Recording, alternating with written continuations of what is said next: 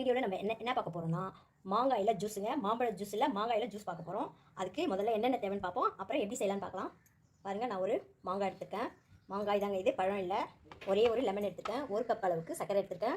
வெள்ளம் வேணும்னாலும் நம்ம நாட்டு சர்க்கரை வேணாலும் சேர்த்துக்கலாம். நான் அந்த ஒரு கப் சர்க்கரைக்கு 1/2 கப் தண்ணி ஊற்றி பாகு காய்ச்சி இந்த லெமனில் 1/2 லெமன் பிழிஞ்சு இதில் ஊற்றிருக்கேன். ஏன்னா நம்ம பாகு காய்ச்சும் போது கொஞ்சோண்டு லெமன் ஊற்றினோம்னா அது வந்து திக்காகாது, இல்லைன்னா உங்களுக்கு பாகு இறுகிடும். அதனால் லெமன் ஊற்றி ரெடி பண்ணி வச்சுட்டேங்க. இப்போ மாங்காயை தோல் சீவிக்கலாங்க. இப்போ மாங்காய் தோலெல்லாம் எடுத்துருவோம். பாருங்கள், பச்சடிக்கு கட் பண்ணுற மாதிரி மெலிசாக கட் பண்ணிக்கோங்க. இப்போ எல்லாத்தையும் நம்ம கட் பண்ணி ஒரு வானலில் போட்டு தண்ணி கொஞ்சம் மாங்காய் முழுகிற அளவுக்கு தண்ணி ஊற்றிக்கோங்க. நல்லா வேக வச்சு மசிகிற அளவுக்கு வேக வச்சுக்கோங்க. இதை ஒரு மிக்சியில் போட்டு அடிச்சிக்கலாம். அடிச்சுட்டு பாருங்கள், இதை எடுத்து மிக்சிலேருந்து ஒரு கிண்ணத்தில் ஊற்றிக்கலாம்.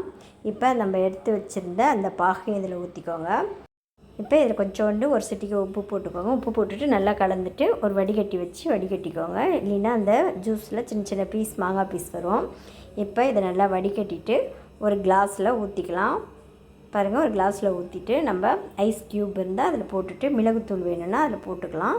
கோடை காலத்துக்கு இதமான மாங்காய் ஜூஸுங்க. மாம்பழ ஜூஸ் இல்லை, மாங்காய் ஜூஸ்.